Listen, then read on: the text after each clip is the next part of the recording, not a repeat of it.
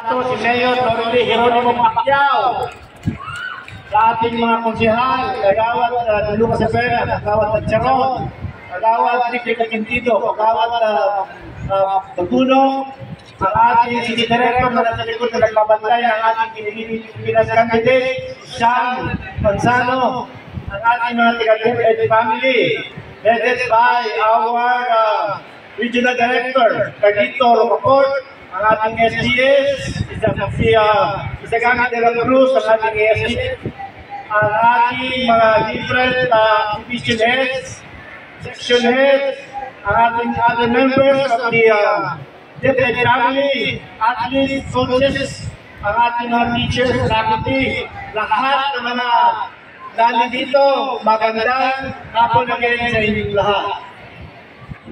They say that winning is not about everything, but the desire to win is everything.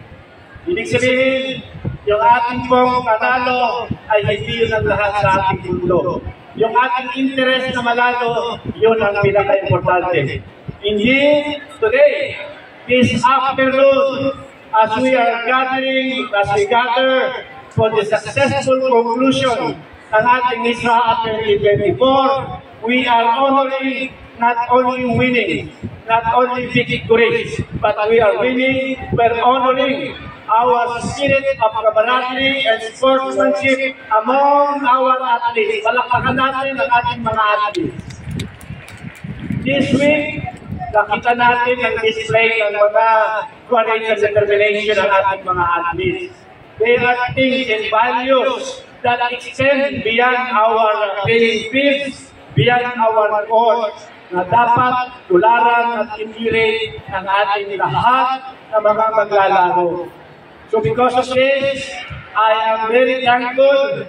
We would like to gratify our DepEd family. Ito, Rocaport, RD, salamat po sa inyong paglig ng ating DepEd family. At of course, ang ating mayor na hindi natulog yan para pagandahin ang ating Antonio at Charon Sports Center. You know, my friends, napakalaking bagay sa amin ang ating sports center. This is dedicated and named after my brother, the late Antonio Atcharon.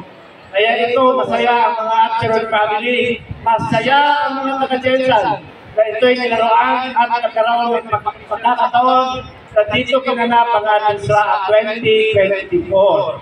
That is why we should thank the mayor, we should thank our DepEd family for this very joyful occasion. So, let us continue to support our athletes in our region. Let us continue to build a brighter future for our young talents.